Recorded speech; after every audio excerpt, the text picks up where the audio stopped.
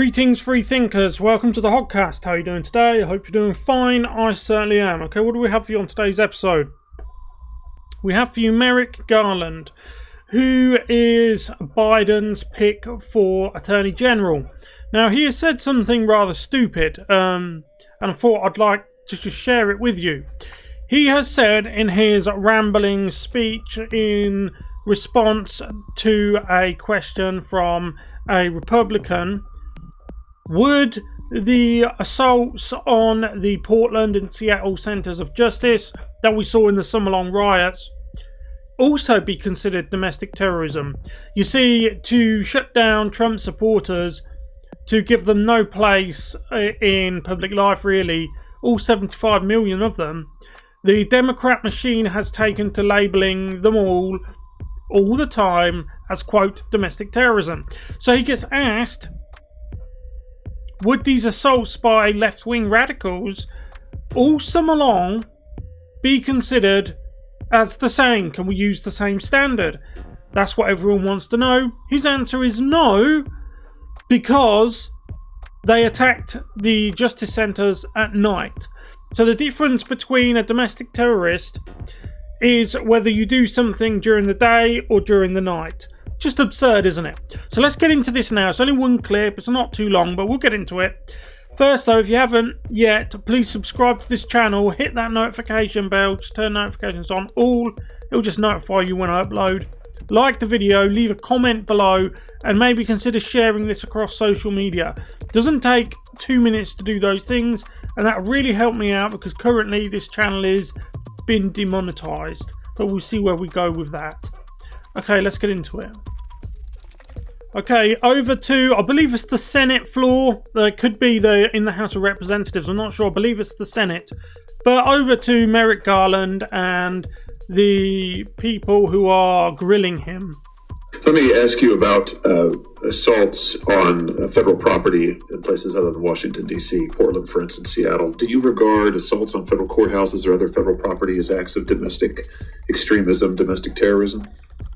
Well, Senator, my own definition, which is about the same as the statutory definition, is the use of violence or threats of violence in an attempt to disrupt democratic processes.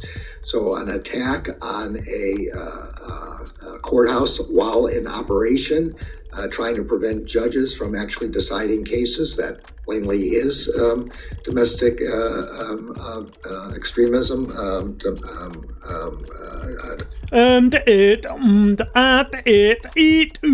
Domestic terrorism. An attack simply on government property at night or any other kind of circumstances is a clear crime and a serious one and should be punished. I don't know enough about the facts of the example you're talking about, but that's where I draw the line. One is both are criminal, but one is a core attack on our democratic institutions. Okay, so that's when the clip ends. So we'll go back because there's some important points I want to make. I told you the clip weren't long, but I do have some important points to make. And because it was only like a minute and 20 seconds long, I didn't want to stop it on the first playthrough. So we'll start again. Let me ask you about assaults on federal property in places other than Washington, D.C., Portland, for instance, Seattle. Do you regard assaults on federal courthouses or other federal property as acts of domestic extremism, domestic terrorism? Well, Senator, my own definition, which is about the same as the statutory definition, is So in other words, he's saying that his own definition is slightly different to the statute definition, when it shouldn't be. He's essentially saying that he has a different opinion or a different standard than the actual standard. You see, this is the problem. There should be one standard. The fact that we have a Western society in which whatever you're doing, whatever the situation is, whenever it happens, the outcome varies depending on who you are, what your sexual orientation is, what your gender is, what your race is. All of these different things will make the outcome of whatever situation you're in differ. Is the very reason why our society is so muddled up to begin with. Okay, our society is in a mess because there is no standard candle, right? There is no one rule for all. There are different rules for different people at different times, and it just leads to gross unfairness. Use of violence or threats of violence in an attempt to disrupt democratic processes. And so he's just said, I'll start that part again, because he's just said that his definition of, quote, domestic extremism is interfering with democratic processes. That's not what terrorism is, right? Terrorism is the effort by a group of people to instill terror into a particular group of people for a particular reason. Different terrorist groups can have many different reasons why they are doing that, but the effort is always the same. This is why you see terrorism where they fly planes into buildings, or here in Britain they drive cars into people, they drive trucks into people in France. We saw in many different places in France and Germany, they would hire U-Hauls or hire big trucks and they would drive them into people. That's got nothing to do with the democratic process, right? This person here, this is Joe Biden's pick for Attorney General. He has cherry-picked a particular thing that just magically, coincidentally, has to do with defining what happened on January the 6th, right? In DC. And he is saying that, and only that, is what constitutes domestic terrorism or domestic extremism. They use these two different expressions. They could put a third expression, a fourth, a fifth. It would all mean whatever they want it to mean. Terrorism has nothing to do with attacking the democratic process. On the contrary, actual terrorists couldn't give a damn about your goddamn election. Really, they couldn't. Their goal is to instill terror in the hearts of people. That's why they fly planes into buildings. That's why they drive trucks into people. Okay? Is the use of violence or threats of violence in an attempt to disrupt democratic processes. So there you say, an attempt to disrupt democratic processes. In other words, he's talking about what happened in DC on January the 6th. So the definition of terrorism has been completely reset to define something that Trump supporters did, or allegedly did, on January the 6th in DC. I've already made my feelings plain on that event. I said it shouldn't have happened. It was that you gave. I understand the anger, but I definitely do not understand the actions of what people did on January the 6th. You just handed the left, the Democrats, everything they need. That was a blatant own goal. So an attack on a courthouse while in operation, trying to prevent judges from actually deciding cases, that plainly is domestic extremism. Anyone who has to keep umming and